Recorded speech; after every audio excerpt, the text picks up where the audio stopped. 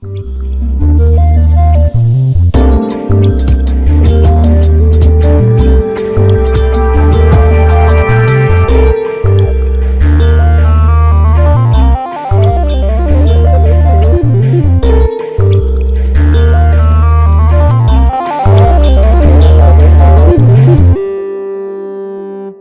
global population continues to face many challenging situations daily.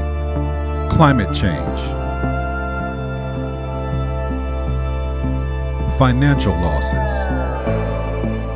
fear, anxiety, sickness, death. It may sometimes seem like this season of gloom will never end, and many are losing hope. The future may be daunting, but in the midst of your hopelessness, I can assure you that God, who is the creator of this world, still has the world in the palm of his hands, and for this reason, you can still have hope.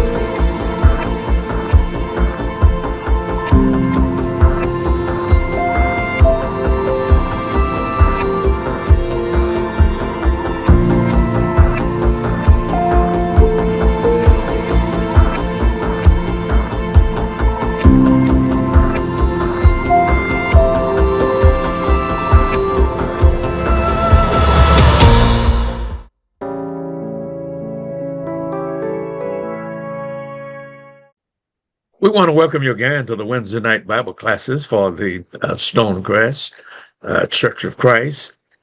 It's a plum-picking pleasure each Wednesday evening that is presented to me and to us to be able to come into your places of abode, whether it be workplace, whether it be home, whether you are driving along in your car, listening and viewing this program.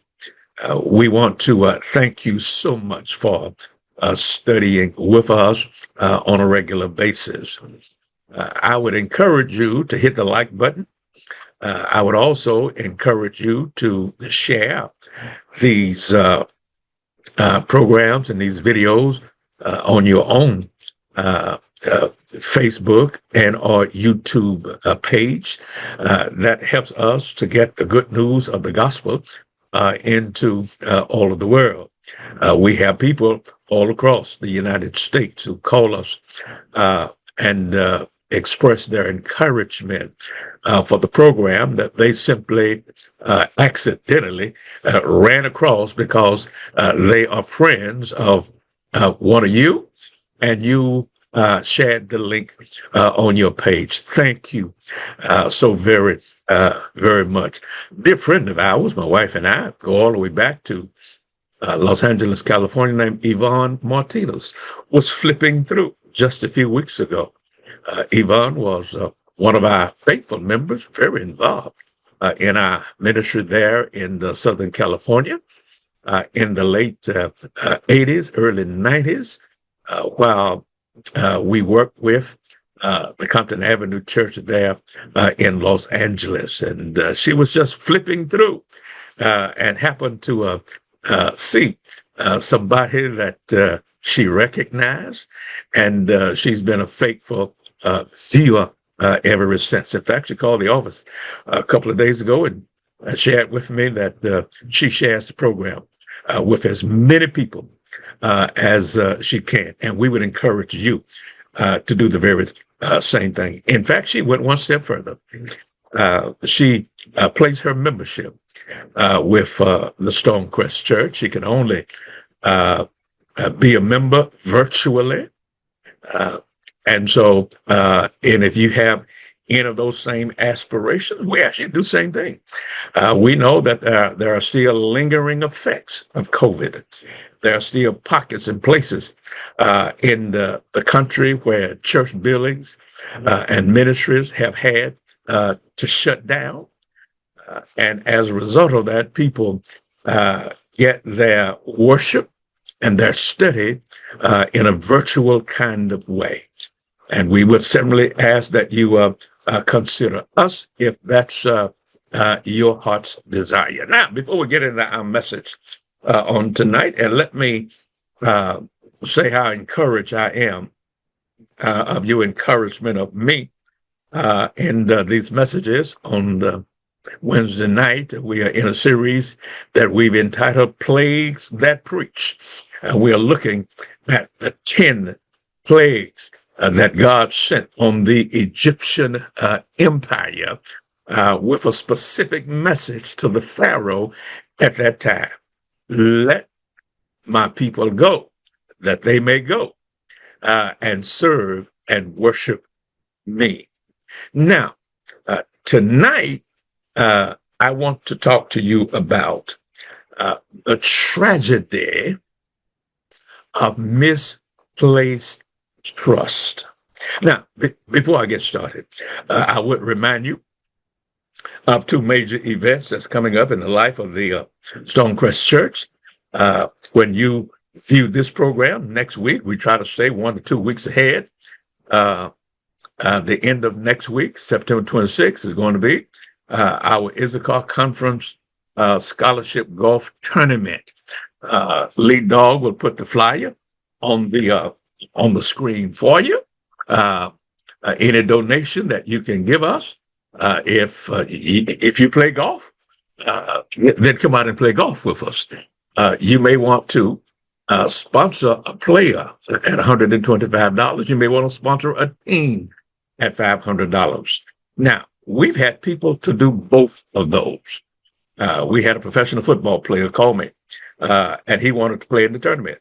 And he says, Dr. Barclay, as much as I'd like to be there, I got a scheduled conflict. I've got to take my daughter to a track meet in a whole nother state. He already has 3 boys who's playing collegiate basketball and football. And so he's a real busy man. And so when he looked at his schedule, he had promised to come. He says, I can't come, but this is what I will do. I will sponsor a team of former football athletes. They'll be there. They will play at my expense. We've had members of our church. And of course, we will have a program with all of their names in it where they've sponsored a player. Listen, I can't be there. I don't know which end of the golf club to hold. But since it is for scholarships, I want to be in the number. And they have sponsored a player. Some have not sponsored a player. They've just given us a wonderful donation. And so please reach out to our director, Ricky Miller, and he will give you all of the information that you need. Now, that's Friday, September 26th. at Crystal Lake Golf and Country Club here in Hampton, Georgia. And then our 8th anniversary homecoming celebration is coming up October the 10th through 12th. We celebrate 8 years as a ministry, as a congregation of the body of Christ. The Lord has blessed us tremendously. And we are celebrating year number 8. A few weeks ago, when Shona Nixon sent me the flyer, and I said to her, "Girl, has it been this long?" And she said, "Yeah, Brother B, we're coming up on 8 years, and then in a couple of years we will celebrate our first decade. But now we ain't trying to get to the decade until we get through celebration number 8. We have 3 days of wonderful events planned for you, from singing to games to food, from comedians, you name it, from horses, from kids, playground stuff. And so wherever you are in the greater Atlanta area, take this as your personal invitation to come and to celebrate with us. Even if you're one of our former members and you move to another location or you move for other reasons, we want you to know that you are as welcome as anybody else. And we just love to be able to see and to fellowship with you all over again. Our special guest speaker is going to be Avon Daniels from the Hope Church of Christ. Oh, my goodness. Avon is one of our premier preachers in our fellowship and in our brotherhood. And he is absolutely spectacular, along with Danny Land. Danny was visiting members of our church. He's from Milwaukee, Wisconsin. He came through one Sunday early in the year, and somebody gave him the microphone. And when they finished with the microphone, our homecoming director jumped up right there in church, and said, "You coming back? Ain't talk to me, ain't talk to the elders, ain't talk to nobody." She said, "Now you coming back? You gonna bless us at homecoming?" Well, he coming. Enough said. He coming. And but Shona and her team is planning with precision, and they're going to execute in a similar kind of way. Let's get to the message tonight. Again, this is going to be 2-part. I learned my lesson a couple of weeks ago, trying to give you all of this at one sitting, and not only did it stress me trying to get it to you, but it's a whole lot to conceptualize, and I'm most concerned that you get the information. Now, let me offer something to you. You could be better prepared for these messages on Wednesday night if you had access to my PowerPoint. I would be happy to share it with you. These messages are done, prepared 1 to 2 to 3 weeks in advance. So the PowerPoint is out there. Each week when I do a message, I send it to Marcus. I send it to Lead Dog. They have all of the slides, and you can have them too. No cost attached to it. All you need to do, and somebody put in the chat, don't request them from me. I'm sorry, folks. Love you to death. Just too busy. But if you would just request Dr. Barclay's PowerPoint for that week, we will send it out to you. Now, all you need to do is send your request to Joy, Joy, Williams at stonecrestcoc.org. Now, you have to get your request into us by Tuesday at 2:00. Don't wait till Wednesday. Say, you know what? I forgot about that. No, no, no, no, no, no, no. If I'm going to give it to you free, then I'm going to set the rules and the regulations and the guidelines. You're not going to work me, and you're not going to overwork Joy. She'd be happy to send it to you. Just joy.williams, stonecrestcoc.org, and she will be sure that you get a copy of the PowerPoint presentation so you can simply be ready for me or follow along with me. Some of you all are sitting at home looking at a cell phone and looking at an iPad and a small screen. But the older you get like me, help me somebody. You're going to need some big letters. And you're going to need a big screen. And so if you choose to do that, then send your request, joy.williams, stonecrestcoc.org. Yeah. Let's look at plague number 5. Plague number 5. I'm calling this, it'll make some sense to you in a minute, the tragedy of misplaced trust. That's what this plague is all about, of trusting in the wrong things and in the wrong people. So let's look at this notion of the tragedy of misplaced trust. I want you to lean in and hear this story. And I'm going to tell you right up front, when my wife see this, I'm going to be in trouble. So y'all pray for the brother. But my wife, one of the most loveliest ladies on the face of the planet, highly intelligent, highly educated, master's degree, started working on a doctoral degree, was in the educational system for over 40 years in 3 different states. Smart girl. But my wife is country. Ooh, y'all pray for me. I got to go home. My wife is country. As sophisticated as she is, Shirley is country. Her family owned 200 acres of land in the rural of a little old town called Gilmer, Texas, about 100 miles from Dallas, Texas, in northeast Texas. She was raised on a farm. Shirley picked cotton. She slopped hogs. She fed chickens. She had no brothers.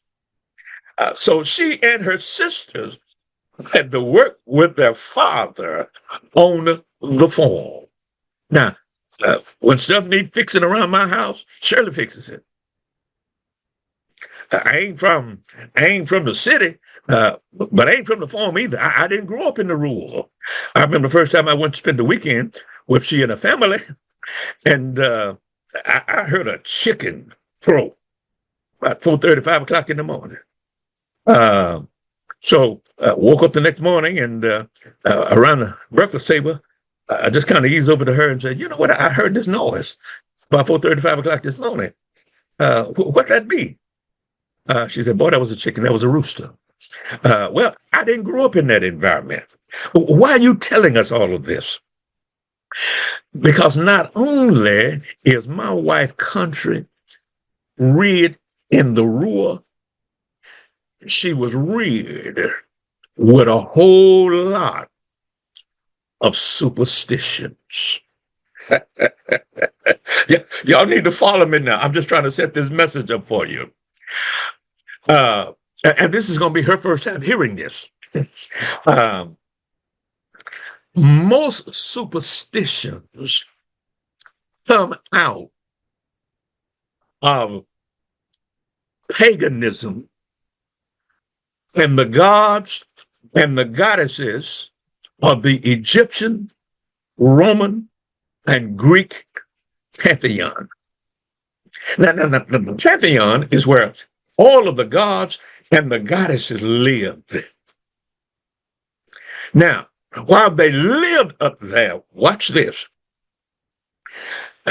They also lived in certain cities, in certain precincts, certain towns, certain rivers like the Nile, certain mountains, certain lakes. Watch this. And certain forests. There was a god, an Egyptian god of the forest. In this day, the ancient adherents of all of these religions, come here, feared their God. They were scared of their God. There were times because they were afraid of their gods. Whenever they got some good news and they just happened to be in the woods, in the forest, around the trees, if two of them were out there and they were sharing good news, it was then done on the both of them. Watch what they would do. They would run to the tree.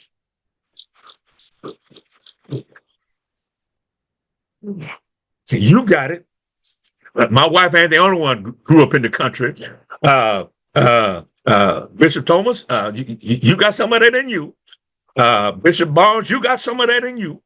And so if they were in the forest and they were sharing with one another good news, they knew that they had upset the God. Because watch this, they feared the God. And so they would run to a tree and knock on the tree. Watch this. They would talk, knocking on the tree, because they did not want the God to know that they got some good news, because if he heard that they got good news, they would veto it. That's where the ancient practice of knocking. I've seen my wife do this 1,000 times. I've seen her sisters do this 1,000 times. They'll be in conversation. They'd be laughing. They'd be joking. They'd be sharing stuff. And all of a sudden, one of them will run to a desk or run to a wall and say, knock on wood.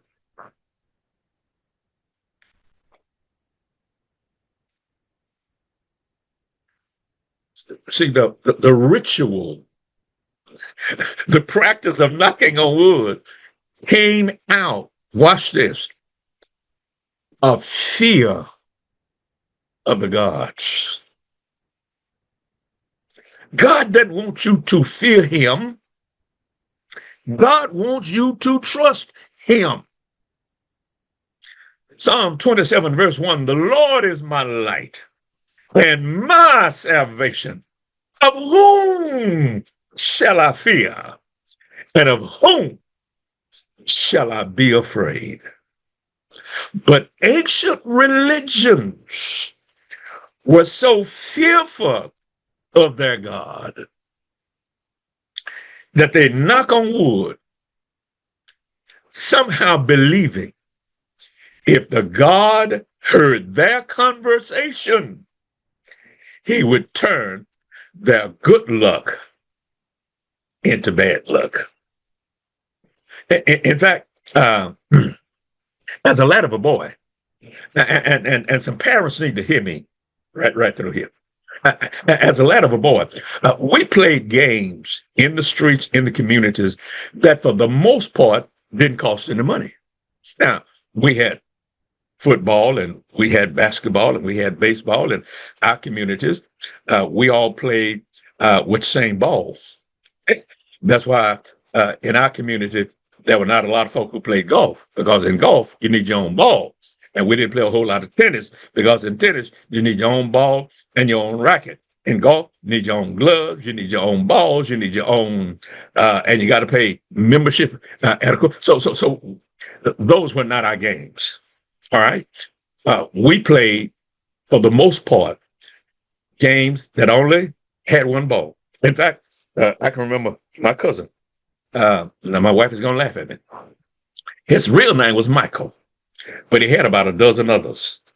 Uh, we call him Martin Luther King because he tried to integrate the hotel downstairs. Mike had a learning disability. Uh, and so we call him Mike, we call him Tit, we call him Gut, we call him Gums because his teeth protruded out from his mouth. We call him Jet Clampett. So Mike had a whole lot of different names. But watch this. Mike was on one of the street who had a ball because Mike lived with his grandmother and he was the only kid in the house. And his grandmother bought him baseball and basketball and football. So Mike had a ball, but Mike could play dead. He couldn't shoot a basketball. He would strike out every time but Mike had the ball. Long story short, watch this. We played a game called Hide. See, some of y'all got it. And Go Seek. See, watch it. In the games we played, they were educational. We actually taught one another how to count. Because in the game, Hide and Go Seek, guess what you have to do? You had to find a tree. You had to get upside that tree, close your eyes, and count to 100.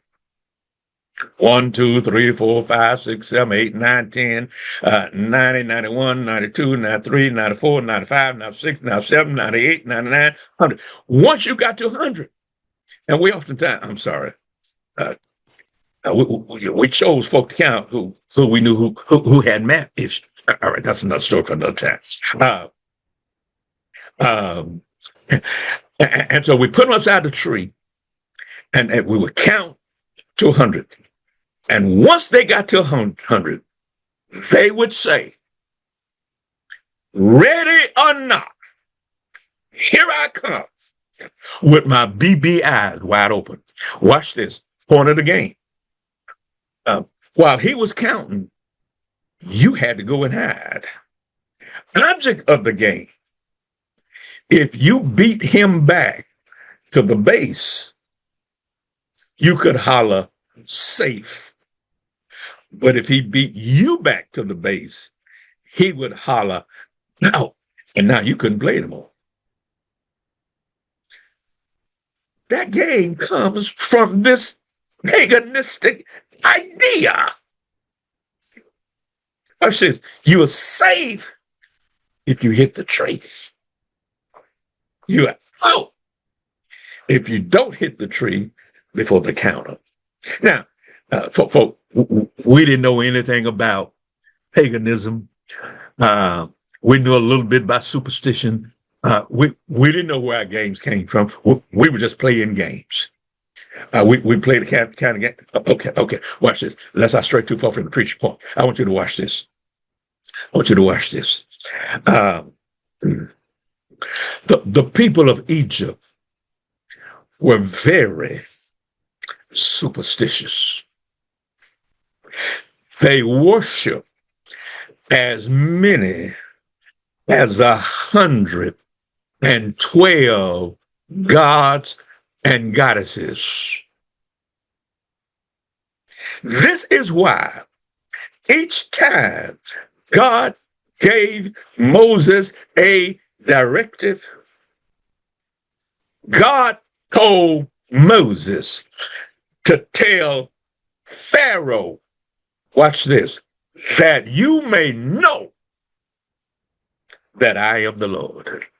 Why was God saying that?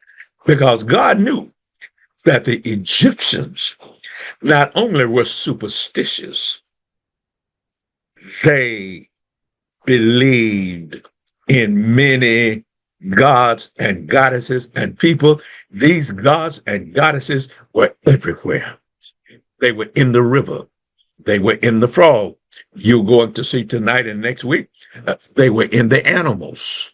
The one tonight is going to be a bull and a female cow. Apis and Hagar. Don't think I get that at night, but at least you got it. You got it. They worship the bull. Watch this.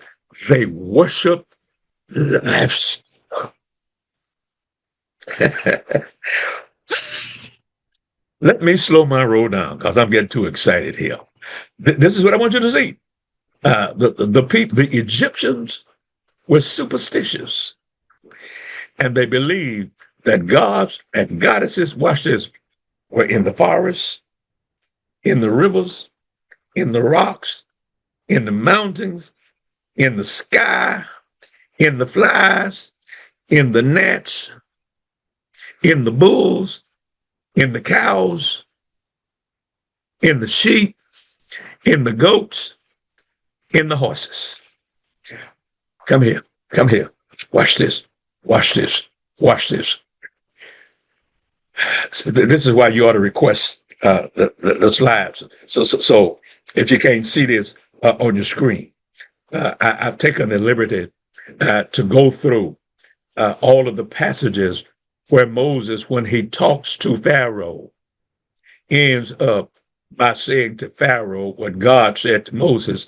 I want you to do this. I want you to do that, that they may know that I am the Lord. Let's read the text. Let's read the text. Follow along with me here tonight. The Lord said to Moses, go into Pharaoh and say to him, thus says the Lord, the God of the Hebrews.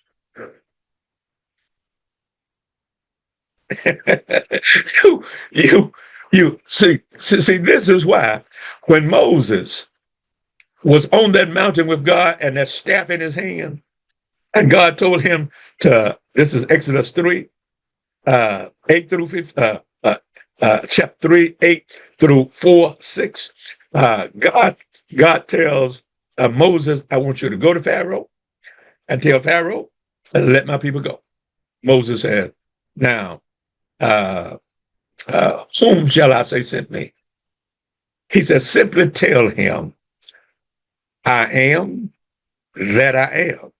Well, that doesn't make any sense. God said, okay, simply tell him, I will be what I will be.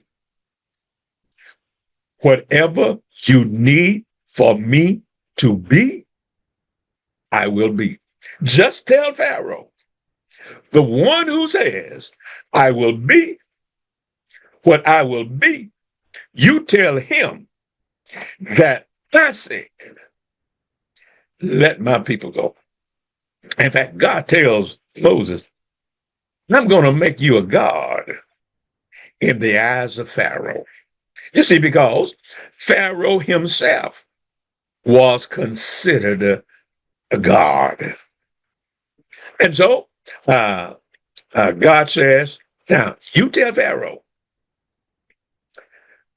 thus saith the Lord, the God of the Hebrews. He said, tell him, oh, I'm about to shout, I'm about to shout, I'm about to shout. So Simmons, I'm trying to hold it. I know you told me the other night, the other day, that I'm having too much fun with this Bible study here. And you're absolutely right. And I'm trying to hold the shout. Sister Crawford, I'm trying to hold it. I'm trying to hold it. Now, I want you to watch this. He said, let my people go.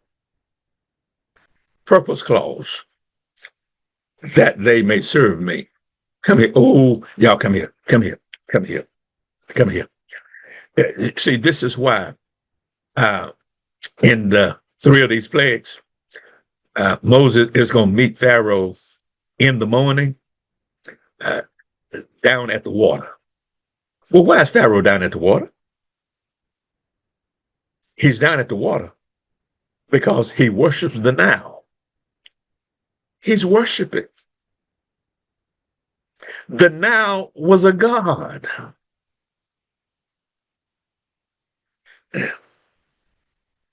While he's worshiping, God says, you go to where he's having church. You go to where he's worshiping his God, and you tell him that the Hebrews' God said, let my people go. Watch this, that they may go and worship me. Okay, let me slow it down. Because I think we missed this. I really do. I'm not trying to say that I have insight above anybody else. I'm just saying that I think we missed this. God was not delivering the Israelites just to release them from slavery. Brother Ford would say what? Now, that was a part of it. God wanted his people free, but he didn't want them free just for freedom. He wanted to redeem them so that they could worship him. Oh, Dr. Barclay, you went there. I did. Yeah. Because some of y'all need to understand, God didn't save your soul so you can go to a football game on Sunday afternoon and miss church. God didn't save your soul, give you the Holy Spirit, put you in the body of Christ, so you can go on vacation and not worship him. God's not against you going on vacation. God's not even against you going to Mercedes-Benz Stadium and watching a football game. Or, as I plan to do, Lord willing, and the creek don't rise. I got that from my wife. I told y'all she was country. When we go to the Cowboy game every Thanksgiving, we don't ever violate worship in order to go see the Dallas Cowboys play. Those fellas don't know my name. They didn't wake me up this morning. They didn't start me on my way. They didn't put a roof over my head. They didn't put food on my table. Did all of that. God says, I'm going to save you. I'm going to redeem you so that you can worship me. Let me stop here for station identification. Because we read the Bible too fast, without proper historical and literary context and content. At the end of the book of Genesis, from Genesis chapter 47 through Genesis chapter 50, you'll be reading the story of Joseph, who was sold into captivity by his brothers. He had gone into the pit.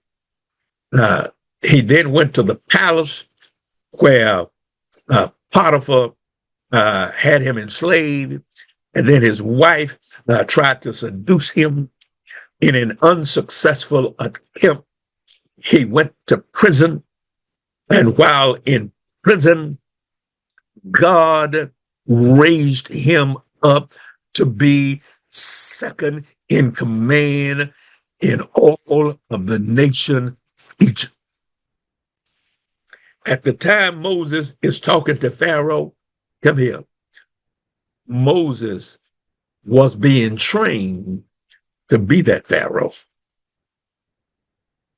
Now, I want you to watch this.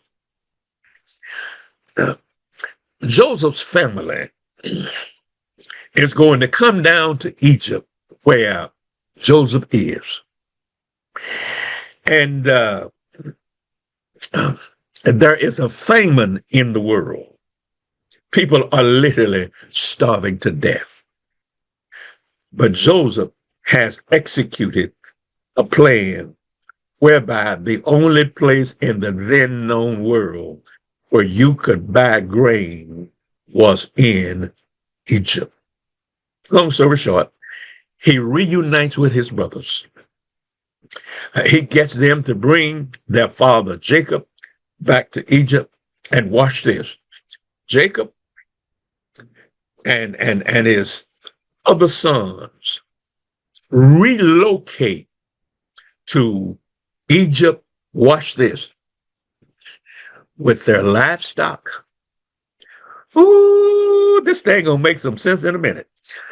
With their livestock, and watch this, and their resources. And Joseph is going to ask Pharaoh if he could give them the land of Goshen. Come here. When Jacob and his children and his grandchildren get to Egypt, follow me now, there are 70 of them. Joseph is a hero in Egypt. He saved Egypt. He saved the world. He's baller. He's scholar. And he's the man. They come down with 70 folk. Watch what I'm about to do. Watch where I'm about to go. There will come a time when, as time progresses, Joseph is going to die. Jacob is going to die. Grandchildren are going to die. Pharaoh going to die. And watch this. Those 70 people have now outgrown the population of Egypt. Oh, I wish I had 3 or 4 hours to talk about the border. All right. Watch this.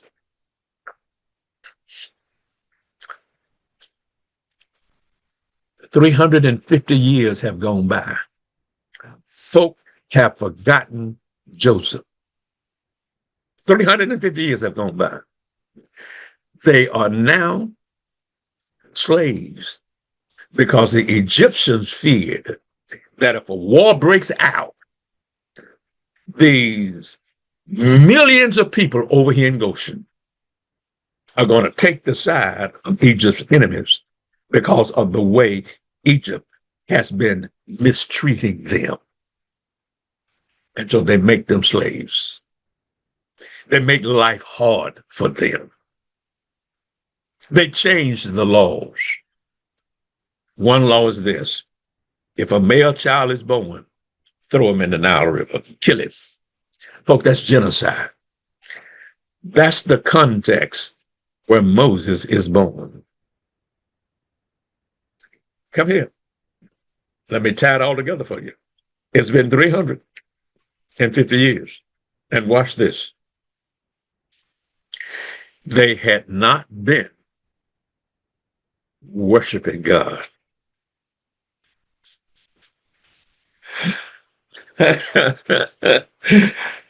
They had been worshiping. Watch this.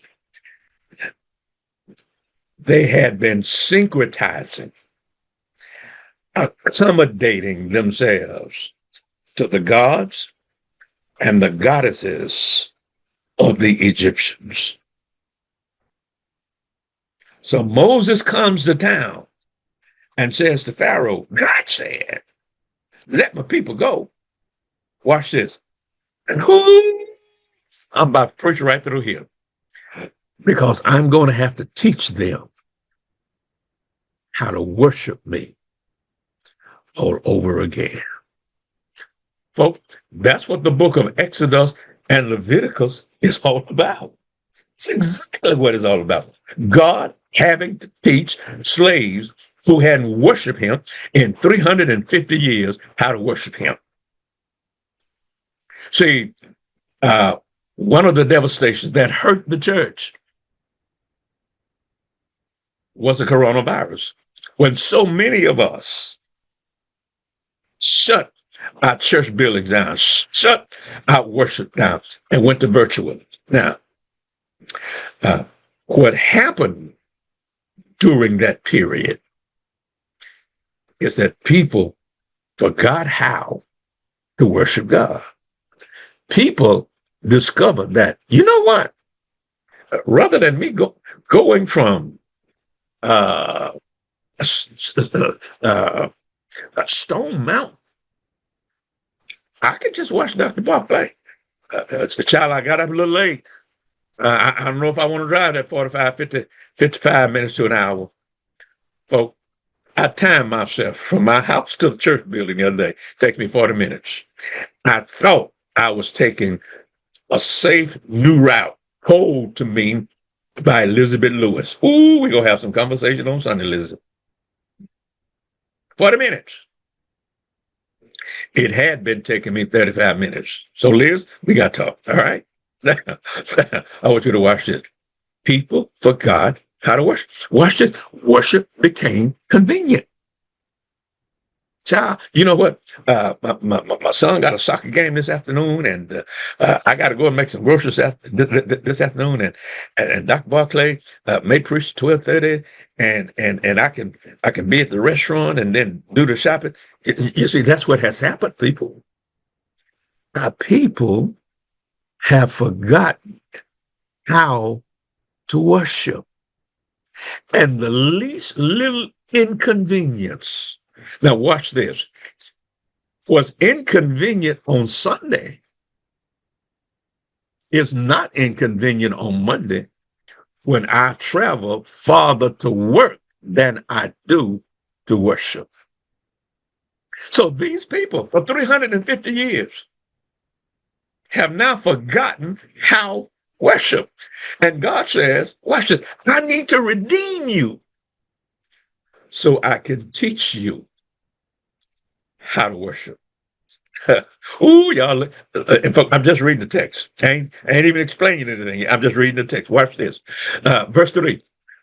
He says, for if you refuse to let them go and still hold them, behold, the hand of the Lord will fall with a very severe plague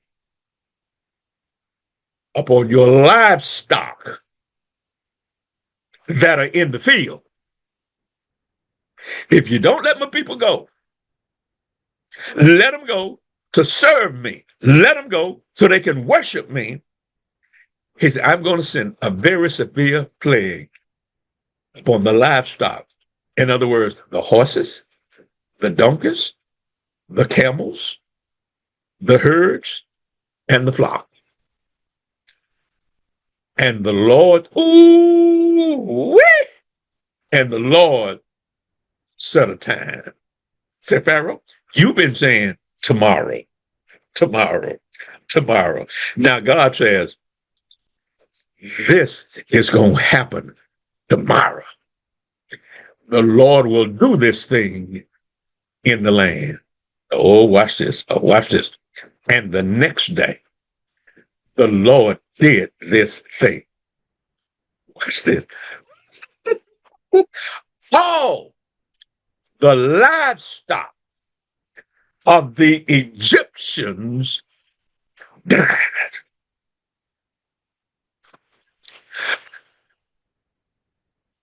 But not one of the livestock of the people of Israel died.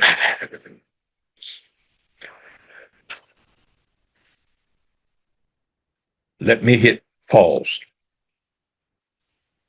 Hit replay and push forward again. God, what did you say? Look at your screen. The Lord set a time. The Lord set a time.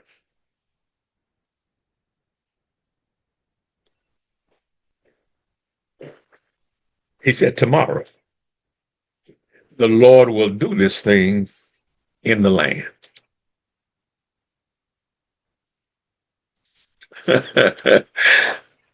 All the livestock of the Egyptians died. All of them.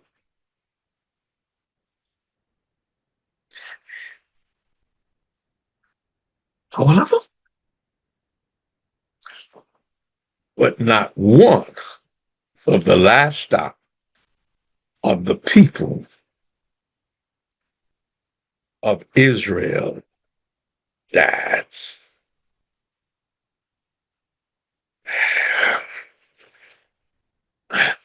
I need to rerun it back to verse 3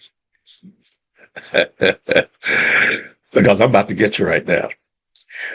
Behold, the hand of the Lord will fall with a very severe plague upon your livestock that are in the field.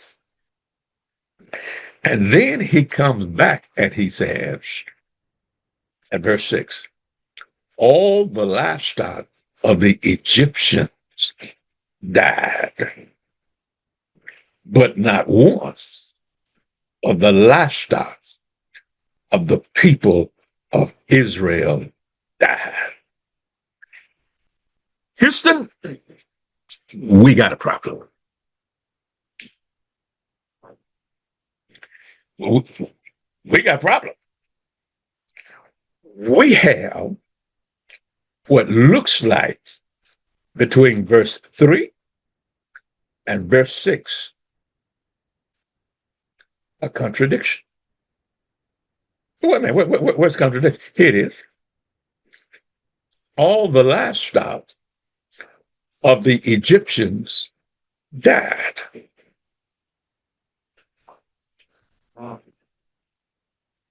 Come on, lean in close, lean in close. You saw the movie, The Ten Commandments. you saw Charleston Heston. You saw the chariots, horse driven.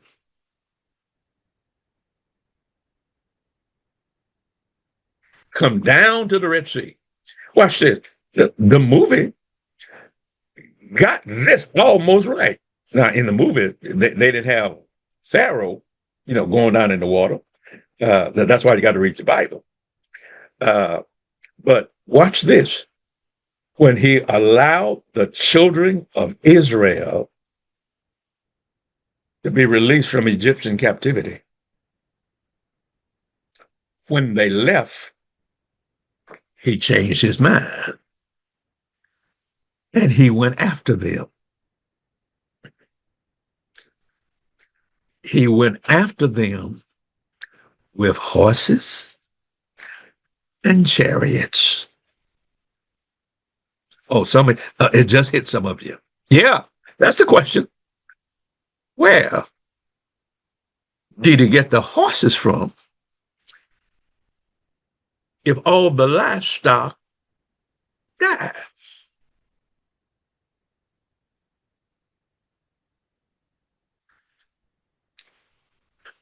I'm going to answer for you next week.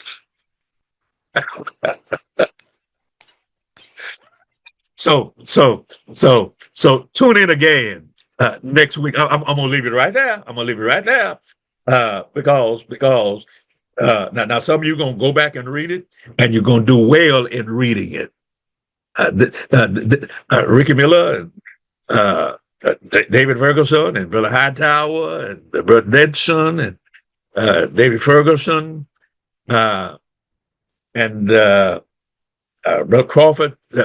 Y'all make me look like a good hermeneutics teacher. I've always told you, read the context, read the verses before, read the verses afterward. So y'all make me look like a good teacher next week. But I want you to watch this. And I want you to think this one through. If all the horses died, all the livestock died, when he chased after them, where did he get the horses from? I tell you what, until next Wednesday night, may the Lord of the harvest bless you, and may he bless you real good.